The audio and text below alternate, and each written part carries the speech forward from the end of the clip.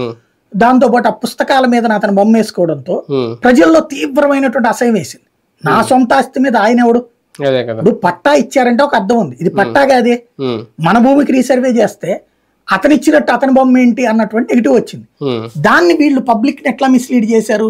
నీ భూములు అతని బొమ్మ పెట్టుకున్నాడు, రేపు పొద్దున అతను తాకట్టు పెట్టుకుంటున్నాడు నీ భూములని బెదిరించారు. ఉమ్, ఉమ్, మధ్య తరగతిలో నీ భూములు తాకట్టు పెట్టుకుని అమ్మేసి అప్పులు తెచ్చుకుంటున్నాడని, ఉమ్, లేబర్కే మీ భూములు లాగేసుకుంటాడని భయపెట్టారు. ఉమ్, ఉమ్, ఆ కన్ఫ్యూజన్ లో పోకిరి సినిమా టైప్ లో కన్ఫ్యూజన్ లో కొట్టేశారు. ఉమ్, ఇప్పుడు అది లేకపోతే నీ దగ్గరికి ఏ పారిశ్రామికవేత్త రాడు. అదే కదా. అవును. ఉమ్, పారిశ్రామికవేత్త రావాలంటే వాళ్ళకి ల్యాండ్ టైటిల్ లేకపోతే ఎట్లా? ఇప్పుడు ఎక్కడ ఎందుకు విశాఖ రైల్వే జోన్ ఎందుకు అయిపోయింది? ఉమ్, తెలుగుదేశం గవర్నమెంట్ ల్యాండ్ ఇచ్చింది, ఉమ్, ఉమ్, దాంట్లో 2-3 కోర్టుకు వేశారు మా వ్యక్తిగత ఆస్తిని వీళ్ళు ఎవరు ఇవ్వడానికి అన్నట్టు. అవును.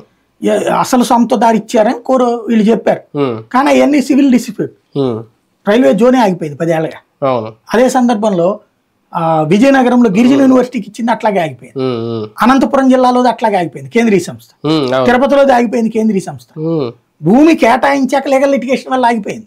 అదే కదా. ఉమ్, అలాంటి పరిస్థితి లేకుండా ఒక పర్మనెంట్ సొల్యూషన్ అన్నటువంటిదే ఇతను పెట్టింది. ఉమ్, దాన్ని దుష్ప్రచారం చేసేశారు. ఉమ్, ఇప్పుడు మళ్ళీ అది మార్చాల్సిందే, అందుకే రీసర్వే చేస్తారు. ఉమ్, లేదా ఆల్రెడీ సర్వే చేసినటువంటి వాటికి సంబంధించి ఆ పుస్తకాలు మార్చేసి ఉమ్. జగన్ బొమ్మ